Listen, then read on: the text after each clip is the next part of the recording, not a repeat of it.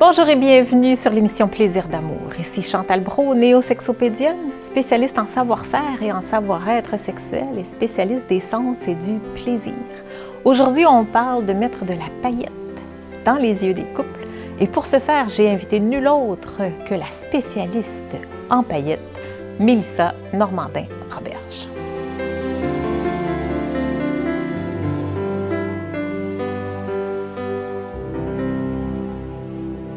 Bonjour Mélissa. Allô Chantal. Bienvenue sur l'émission. Merci vraiment de m'avoir invitée. Je suis très contente d'être ici. Ça fait vraiment très plaisir. Écoute, tu es la spécialiste en paillettes. Ouais, je t'ai présentée comme la spécialiste en paillettes. Comment est-ce que ça t'est venu, cette idée-là? D'où est-ce que tu viens un petit peu? Parce que moi, je choisis toujours mes invités en considération de leur vécu et de ce qu'ils font. Et ce que tu as fait, ce que tu fais présentement, ça m'a frappée. La paillette, tu as paillette aujourd'hui. Magnifique. Ça frappe. Ça m'a frappée parce que j'aime ton approche, j'aime la façon dont tu le parles. Et aujourd'hui, le sujet, c'est de mettre de la paillette dans les yeux des couples. Ça va être assez intéressant comme émission, mais avant de commencer vraiment, dis-nous un petit peu d'où est-ce que tu viens, qu'on soit capable de se situer, là, que les gens te connaissent un petit peu plus. En fait, pour faire une histoire courte, je suis une entrepreneure de Shawinigan, une maman de 4 beaux enfants, 3 garçons, une fille, et j'ai toujours été une entrepreneure. Tout le temps, toute ma vie, ça a toujours fait partie de mon parcours. J'ai 8 ans, je vends des muffins sur le coin de la rue, là, ça a toujours été là. Et j'ai eu des écoles de musique, je suis devenue productrice par la bande, j'ai travaillé avec plein de grands artistes, Marie-Mé, Sugar Sammy, Philippe Bande, vraiment les plus grands. Il faut savoir que j'ai comme un toc sur la paillette. J'ai toujours aimé ça. C'est un running gag. Tout le monde sait dans mon entourage que moi, la paillette, ça a tout le temps fait partie de ma vie. J'étais petite, puis je disais à mon père, mets-moi de la paillette sur mes coussins, puis mon lit, puis qui allait me construire. Et je l'ai un peu renié, en fait. C'est que, à un moment donné, la paillette, c'est pas tout le monde qui porte ça. Et j'ai décidé de le réassumer dans les dernières années. Donc, j'ai développé tout mon brand, toute ma compagnie, parce que maintenant, je suis coach d'affaires. Donc, je trouve ça un peu plate de dire coach d'affaires. Tu sais, j'aide les gens à faire grandir l'entreprise. OK. Ouais, ça fait plus commun. Ça fait plus commun. Je trouve ça très beige et fonctionnel. Tu sais. Beige, c'est beige. Fait que j'aime pas ça. Donc, je me disais, comment est-ce qu'on doit réussir en affaires? C'est quoi le principe de la réussite en affaires? Et selon moi, c'est de se démarquer. Se démarquer et ne pas éteindre sa compétition. Donc, de briller. Réellement comme une paillette. Puis ce que je dis un peu, je te l'ai dit un peu d'entrée de jeu off-cam, c'est que quand tu entres dans une pièce, c'est impossible, s'il y a de la paillette, c'est impossible que tu ne la remarques pas. T'sais, rapidement, nos yeux sont attirés là, ça n'a pas de forme précise, ça n'a pas de couleur précise, mais rapidement, les yeux sont, évidemment, c'est capté par la lumière, c'est là qu'on va. Puis dans mon principe un peu, c'était que j'aide beaucoup les femmes entrepreneurs, puis ce que je voyais, c'est que les femmes entrepreneurs entre elles, en fait, les femmes entre elles, souvent vont se détruire, vont se jalouser, vont se regarder. Puis moi, j'amenais vraiment ce principe-là en me disant, une paillette, c'est super beau, là. C'est le fun, ça brille. Mais en plein, comme sur ton chandail, c'est extraordinaire. Oh, c'est magique. C'est beau. Donc, plein de femmes entrepreneurs, au lieu de se dire, OK, je regarde elle, puis là, elle n'est pas correcte, puis en tout cas, elle est en train de me compétitionner. Non. Si tout ensemble, moi je pense qu'on est capable de changer les choses, là, ça fait très Miss Univers ce que je suis en train de dire, mais je pense vraiment que si on décide de changer les choses, c'est entre femmes qu'on va être capable de le faire, de s'aider, de s'élever, de se soutenir. Donc j'ai tout parti ça de là, mais on part du principe que c'est juste que je capote sa paillette, c'est aussi mais ce que tu dis, c'est de s'aider à briller tous ensemble. Oui. Fait que c'est pas parce qu'il y en a un qui brille que l'autre brillera pas. Au contraire, l'éclat va faire briller l'autre à côté. C'est fantastique. Et la grande idée, c'est on est né pour briller. Tu sais, la paillette, elle se pose pas de questions, elle brille. Elle est là, puis elle brille, puis elle fait sa job, alors que je pense que les êtres humains, c'est ça qu'on a à faire. C'est pas juste de s'éteindre, puis surtout en vieillissant, avec les responsabilités. Non, continue de te brancher sur tes passions, sur ce qui te fait vibrer. C'est là qu'on a l'éclat dans les yeux, puis qu'on peut garder toute notre vie, je pense. J'avais envie qu'on s'amuse un petit peu aujourd'hui. Justement, je trouvais l'idée de la paillette très intéressante, puis le concept aussi de ton idée qui est vraiment de s'autoriser à briller, de s'autoriser à être soi-même et à assumer qui on est. Ça, j'aime beaucoup cette idée-là. Et le mettre dans le contexte de couple. Et vu que tu es entrepreneur, que ça fait un petit bout de temps qu'on parle de cette situation-là et qu'on dit, dans le fond, un couple, c'est un projet, c'est une entreprise. Oui. Hein? On peut faire le parallèle tout à fait de l'entreprise et du couple. Fait que ça, c'est l'exercice que j'aimerais qu'on fasse aujourd'hui, vu que tu es l'experte en paillettes et que tu es une entrepreneur, mais dans l'âme, parce que moi, je peux vous le dire, là, je la vois aller, c'est une méga entrepreneur. Donc, on va essayer de faire un peu ce parallèle-là. Comment est-ce qu'on peut faire pour mettre de la paillette dans les yeux des couples? Fait que, si on faisait le parallèle avec ce que tu fais avec tes entrepreneurs, comment est-ce que tu t'y prends pour mettre justement de la paillette dans les yeux de tes entrepreneurs? Puis on fera le parallèle avec les couples. Ce qui va être drôle, c'est justement que je ne suis pas en couple, alors je vais m'auto-coacher moi-même. Je vais parler, je vais faire « ouais, ça a bien de l'allure. » Ça a bien de l'allure. Ça dans ta tête. Tu réécouteras l'émission. Exact. En fait, quand je vais écouter l'émission, je vais être en couple. Checkez-moi bien aller. En fait, moi, ce que je dis à mes entrepreneurs, c'est bon, oui, il faut se démarquer, ça, c'est d'une évidence. Puis, justement, peut-être pour quand on veut trouver un nouveau partenaire ou qu'on est célibataire, il faut se démarquer. Hein? Mettons qu'on part de là. Mais si on est déjà en couple et quand on a une entreprise, en fait, la réussite d'une entreprise, c'est très clair pour moi, c'est basé sur les valeurs, c'est basé sur la mission et c'est basé sur la vision. Si tu n'as pas encore défini qu'est-ce qui était non négociable pour toi, ton entreprise ne fonctionnera pas. Parce que il va y avoir toujours un tiraillement, en fait, entre ce que tu fais, ce que tu donnes à tes clients, ce que tu prônes aussi. Donc, de revenir vraiment à ces valeurs. Mais, et ça me frappe tout le temps, c'est qu'à toutes les fois que je parle à un entrepreneur, t'es où dans 1 an? T'es où dans 5 ans? T'es où dans 10 ans? Ils n'ont aucune idée. Ils n'ont pas fait cet exercice-là. Ils ne savent pas combien de gens ils vont aider. Ils ne savent pas vraiment s'ils vont continuer un peu d'être comme ils sont présentement, s'ils veulent vivre une croissance d'entreprise. Ils n'ont pas d'idée. Et la mission aussi.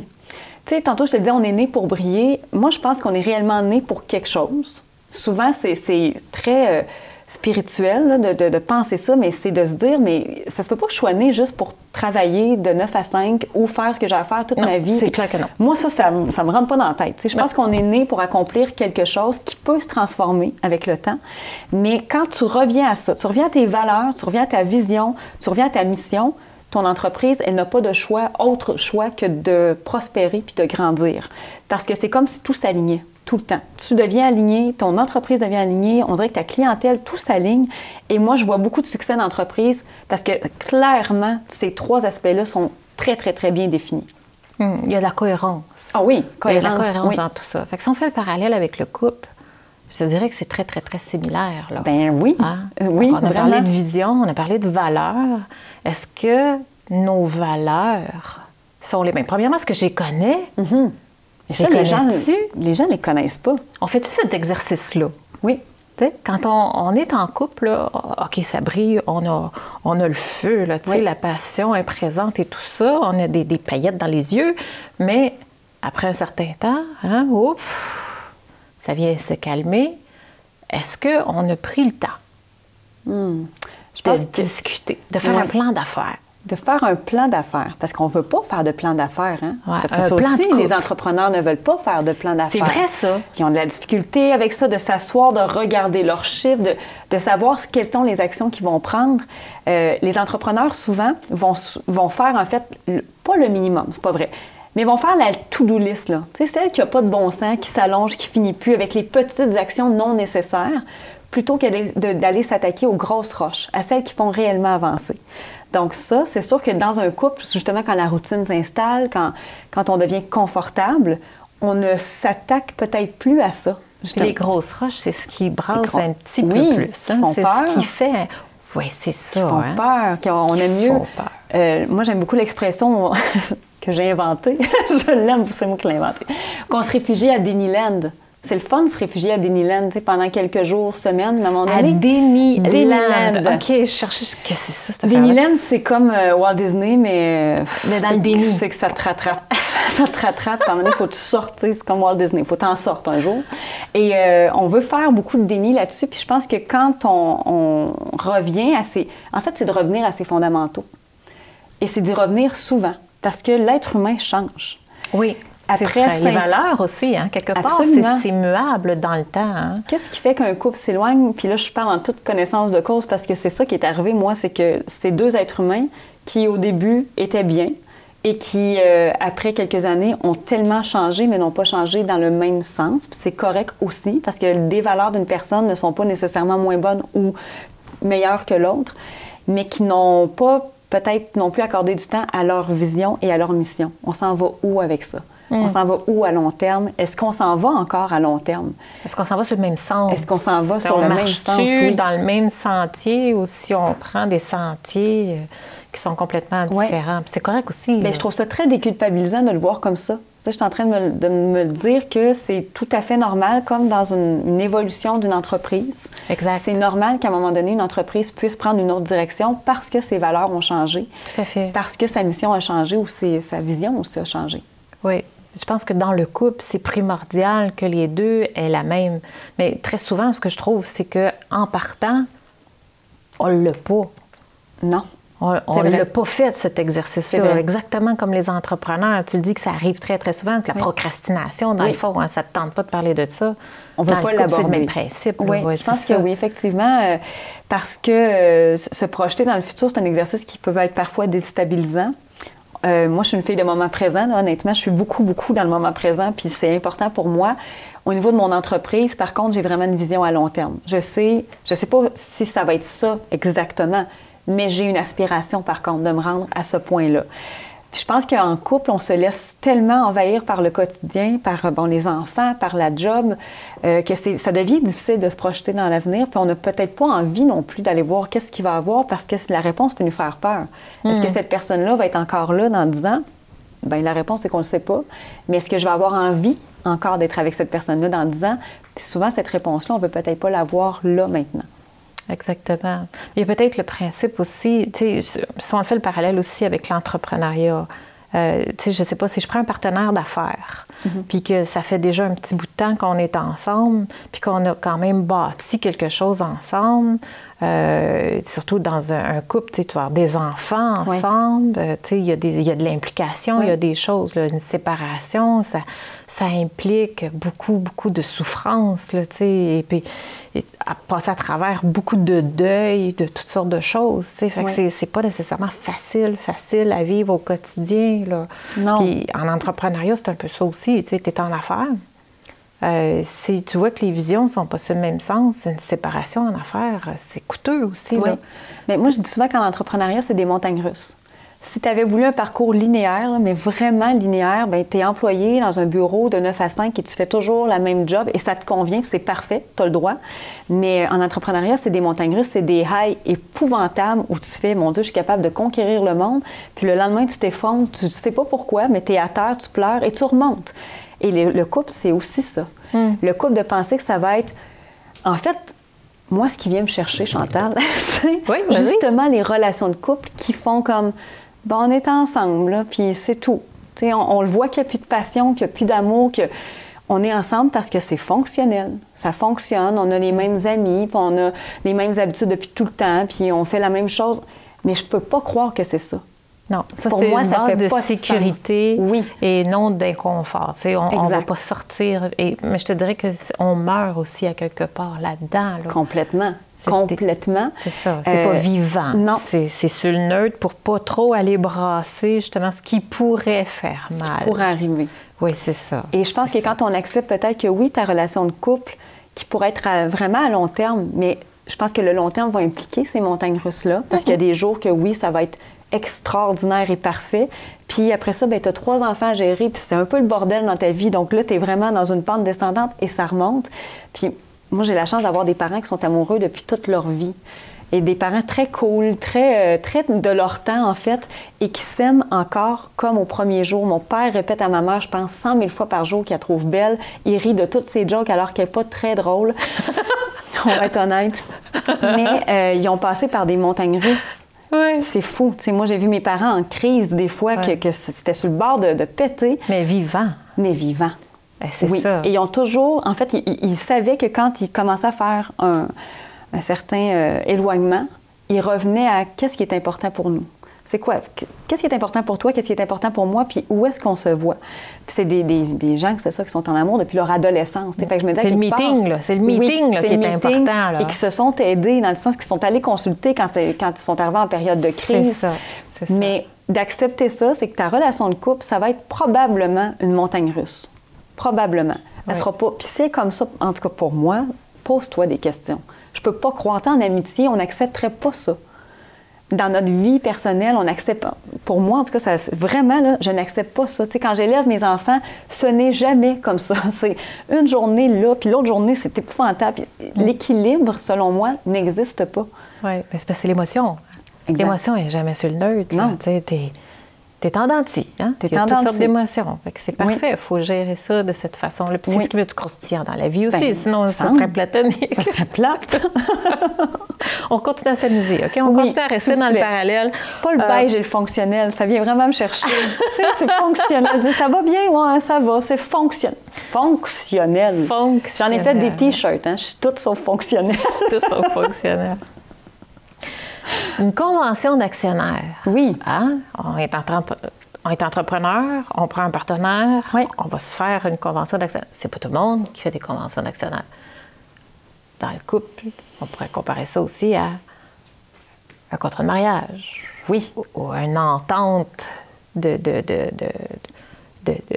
un contrat d'entente, finalement, entre les deux partenaires. Tu sais, qu'est-ce qu'on s'entend, qu'est-ce qu'on fait. J'en connais des couples qui font ça tous les ans, eux autres. Au 1er janvier, ils s'assoient, là, puis ils disent, bon, mais là, pour cette année, là, l'année passée, c'est passé telle chose, ça, ben, pour moi, là, ça, j'en veux plus. Ouais. Qu'est-ce qu'on prévoit pour l'année prochaine? Les prévisions, c'est comme s'ils refaisaient le plan d'affaires un peu à tous les ans. Mm-hmm. C'était assez original. J'ai trouvé ça quand même assez original.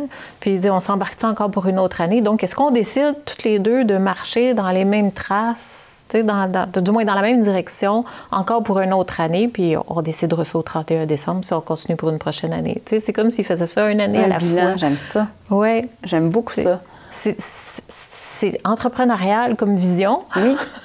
Mais ça reste que, c'est très comparable. C'est un projet. Oui, bien en fait, moi, je pense que tout se dit. Puis j'ai un langage un peu coloré, puis je suis un peu colorée comme fille, je ne sais pas si tu l'avais remarqué, mais je pense que tout se dit de la bonne façon. Il ne faut pas se censurer. Puis, Seigneur, qu'on se censure tout le temps. On se censure parce qu'on a peur de blesser l'autre, puis on se censure parce qu'on a peur de ne pas répondre aux attentes. Quand, au lieu de se dire ça, bien, c'est, écoute, voici la game, quelle est la tienne? Puis on n'est pas plus... moi, j'admire les hommes pour ça. Hein. On n'est pas plus perdant de faire ça. Tu sais, les gars vont se dire, par exemple, s'il arrive un conflit, là, la majorité des hommes vont tous se dire... encaisse ça, là, puis je te reviens, puis finalement, ils reviennent et tout est correct. Entre gars. Entre gars. C'est plus dur entre hommes et femmes. Oui, exact. Oui. Parce que je pense que les filles, on a un peu de misère avec ça. Parce que là, on va peut-être entendre un mot de travers, puis là, on va le prendre personnel, puis on va le ruminer. Puis... Je ne sais pas que toutes les filles sont comme ça, mais je pense qu'il y a beaucoup de ça. Quand on fait un contrat, par exemple, d'actionnaire, il faut mettre son ego, son humilité de côté. Parce que là, ce qu'il faut parler, c'est de les vraies affaires. Et quand c'est terminé, on passe à d'autres choses, puis ça va bien. Moi, j'ai l'immense bonheur d'avoir un partenaire d'affaires avec qui ça va super bien. On est comme ça, vraiment, et on se dit tout. Mais vraiment tout. Quand il y a une petite roche qui l'agace, au lieu de continuer de marcher avec, il me le dit, puis à ce moment-là, j'entre en fait dans un autre mode de pensée. Tu me dis quelque chose, c'est clair que c'est pas contre moi. C'est sûr que c'est pas contre moi. Tu ressens quelque chose qui est peut-être pas ce que moi j'avais perçu. Parfait, c'est dit, c'est nommé, on passe à d'autres choses. Donc, je pense qu'en couple, ça devrait aussi être ça. Au lieu d'accumuler, tu sais, on accumule, puis on peut faire du pouce sur bien des niaiseries pendant bien longtemps, au lieu de s'arrêter tout de suite. Regarde, là, j'ai une roche dans mon soulier, ça m'empêche d'avancer, je te le dis, c'est nommé, parfait, on passe à d'autres choses. Fait que tu crois à ça, toi, l'amitié entre sexes opposés qui ne soit pas nécessairement dans ton couple? Tellement. Tu peux avoir des amitiés hommes. Oui. Sans avoir nécessairement une attirance sexuelle envers cette personne-là. Absolument. Là. Moi, j'ai toujours été one of the boys un peu. Je suis très fille. Oui, c'est ça, moi tout. J'ai comme une énergie un peu... je m'entends très bien avec les gars, vraiment, vraiment. Ouais. Puis je remarque, parce que autant que j'ai pas personne dans ma vie amoureuse, mais dans ma vie professionnelle, j'ai vraiment beaucoup d'hommes qui sont là, puis qui me soutiennent, puis qui me comprennent, puis qui m'encadrent, puis qui m'aident. Je suis vraiment, vraiment privilégiée. Donc oui, j'y crois. J'ai vraiment beaucoup d'amis de gars, mais encore là, c'est très nommé. Tu sais, si je sentais, par exemple, qu'il pouvait avoir quelque chose, je pense que je ne serais pas gênée de le dire. Tu le dirais, oui, c'est ça. Mais je choisis aussi mes amitiés. Tu sais, si je vois qu'il peut y avoir peut-être quelque chose, je ne suis pas certaine que j'irais dans cette direction-là, parce que pour moi, c'est très clair. Ça m'a, oui, parfois joué des tours. Je me suis soit laissée prendre au jeu ou je me suis fait prendre au jeu. Mais encore là, tout se dit. Oui, c'est beaucoup une question d'intention aussi. Oui, absolument. Absolument. Là où je veux t'emmener avec cette question-là, c'est, parlons toujours d'entrepreneuriat, OK, la position face à la concurrence. En entreprise, explique-nous comment est-ce qu'on fait pour se positionner face à la concurrence. Je ne crois pas tant à la concurrence et la compétition. Moi, je pense, et c'est drôle parce que mon partenaire d'affaires, au départ, si on regarde ça sur papier, c'est mon compétiteur direct. Et on en a fait une affiliation. On a vraiment fait, OK, toi, tu as ces forces-là, moi, j'ai ces forces-là, on va les unir, puis on va être dans le marché d'une façon plus forte. La compétition, et je reviens à mon principe de paillettes, là, ce qui fait que tu es unique, ce qui fait que tu brilles, c'est que tu as quelque chose de différent de l'autre. Et ta clientèle va connecter avec toi, selon ce que tu vas avoir de différent, et l'autre clientèle va connecter avec l'autre, puis c'est correct aussi, tu ne la veux pas, cette clientèle-là. Ça veut dire qu'elle ne fit pas parfaitement avec toi. Donc, au niveau de l'entrepreneuriat, la concurrence, pour moi, n'existe pas. Je m'en inspire. Les gens que je vois qui réussissent et qui sont un peu dans le même domaine que moi, si ça vient me titiller au début, c'est clair que c'est parce que j'ai une jalousie. C'est clair, puis je vais aller creuser, je vais aller voir pourquoi. J'aime ça, tu avances ça. Parce que tu vois, le parallèle que je veux faire avec ça, c'est justement la fidélité. Oui! La fidélité dans le couple. Oui. Parce que c'est de la concurrence. Complètement. Puis ce que tu dis, moi, j'embrasse ça, là. Je suis d'accord avec ce que tu dis. C'est la définition, hein? Oui. La définition de la fidélité, elle est très, très, très, très large. Puis, notre position face à la concurrence en entreprise, on la définit dans un plan d'affaires. Oui. Dans un couple, est-ce qu'on la définit? Ah oui. Comment est-ce qu'on définit ça? On le dit. Qu'est-ce qui est acceptable pour moi, puis qu'est-ce qui ne l'est pas? Mais on le dit-tu? Ah oui, on le dit. On le dit, puis on le nomme, puis on le répète, et on fait confiance. Dans le sens où, si jamais tu pars avec une autre, c'est clair que ça va m'arracher le cœur, très fort probablement. Maintenant, moi, c'est à moi de comprendre que tu fais mieux avec elle. Parfait, vas-y. C'est ça que tu veux? Parfait. Mais je pense que c'est au niveau de faire confiance. Et surtout, c'est un niveau de courage qu'il faut avoir de le nommer, mais un niveau de courage à l'inverse aussi. Moi, je me dis tout le temps, si tu penses tromper quelqu'un, va-t'en. Fais juste t'en aller. Ça n'a pas de bon sens qu'on reste dans une dynamique comme ça puis qu'on joue à un jeu de cachette. Pour moi, ça fait... En tout cas, c'est pas dans mes valeurs. Pas du tout, pas du tout. Mais la fidélité, c'est... Oui, il faut que ça soit nommé. C'est quoi mes limites? C'est quoi tes limites? Mais surtout, puis encore là, je pense que c'est beaucoup une question d'estime de soi puis de confiance en soi, tout d'abord. C'est que si je suis assez forte pour te le nommer, je suis assez forte pour te dire qu'est-ce qui peut me déranger, mais quand je suis assez forte aussi pour te faire confiance. Si tu regardes une fille puis que ça me dérange, il est où le problème? Je pense que le problème vient de moi. Si tu couches avec, le problème, il n'est peut-être pas de moi. Il est peut-être plus de toi qui n'a pas eu le courage et de mettre tes culottes et de les garder ou les enlever ou peu importe. Là, mais c'est d'assumer à quelque part. C'est d'assumer. Fait que si tu vas voir l'autre côté de la barrière et que tu le caches, le fait de le cacher, c'est parce que tu n'assumes pas ce que tu fais. Exactement. Fait que dans le fond, c'est un peu ça que tu dis. Oui. C'est dire tout se dit. Tout se dit, dès le départ. Si c'est ce que tu veux faire, il faut que tu risques que ce que tu vas dire ou ton besoin passera peut-être pas sur l'autre côté. Tu as un choix. Puis encore là, c'est un niveau de, je pense, de conscience qu'on nous enseigne peut-être pas, pas la fidélité, mais encore là, c'est de s'assumer.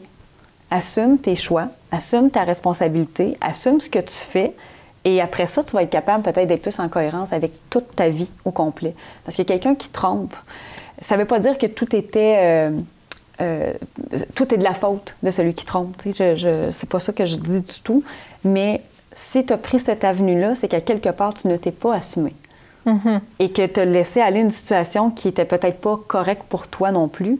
Et à l'inverse, c'est la même chose. La fille ou le garçon qui subit une infidélité, c'est clair que c'est pas ça qu'on veut. Mais mettons qu'on prenne responsabilité. Est-ce que j'aurais pu faire quelque chose? Est-ce que j'aurais pu nommer? Est-ce que j'aurais pu prévenir? Peut-être que oui. Peut-être que non plus, mais je pense qu'à partir du moment où tu t'assumes, que tu as une conscience, que tu fais « voici ce que je suis, voici ce que je fais », il n'y en a pas de problème. Si on résume, on est déjà rendu à la fin. Mon Dieu, ça va vite. Oui, ça va très, très vite. Hein? On n'a pas le temps de discuter beaucoup de choses.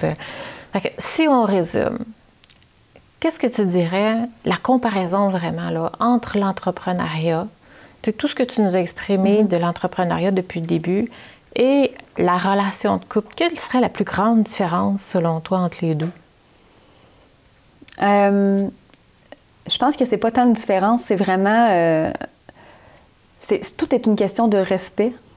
Respect de tout ce que la personne est, de tout ce que l'autre personne est, de le respect de cette relation-là qui grandit et la somme des efforts, en fait, qui est fait. Parce qu'il y a ça aussi, l'entrepreneuriat et le couple, tout repose sur l'effort, selon moi.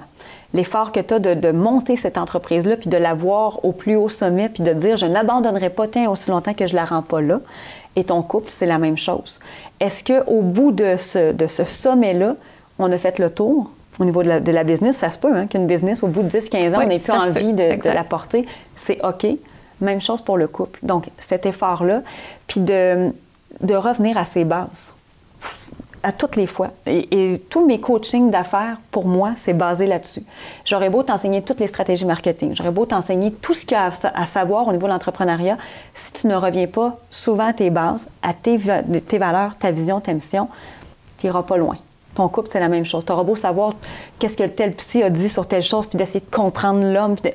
Si tu ne reviens pas à ce que toi, tu veux, concrètement, puis que vous n'ayez pas cette discussion-là ensemble, ça se peut que ça soit fonctionnel pendant longtemps. Donc, tu as une chose à retenir, se parler. Se parler. Beaucoup. Puis remettre le plaisir. Remettre la paillette là-dedans. Ça peut-tu être le fun? Notre entreprise peut être le fun, mais notre couple... S'assurer qu'on brille toujours dans cet espace. Que ce soit le fun, que ce soit... Oui. Pour moi, la vie, c'est une célébration. Donc, ton couple fait partie de ta vie. Il faut que ce soit une célébration. Écoute, Mélissa, c'était super. C'est fini. Mais oui, c'est fini. C'est fantastique. Fait que sur ce, j'espère que vous avez aimé l'émission et on se revoit dans une prochaine émission. Bye tout le monde. Bye. Merci Chantal. Qu'une femme qui s'assume dans sa féminité, dans sa sexualité, ça dérange et ça fait peur. Ça fait peur aux hommes, ça fait peur aux autres femmes qui, eux, s'assument peut-être pas complètement et ça dérange, ça fait une onde de choc, ça. Ça, j'ai remarqué ça. Tu sais, la différence, moi, en tant que danseuse érotique, en fait, les gens qui me jugeaient, c'est les gens qui me connaissaient pas.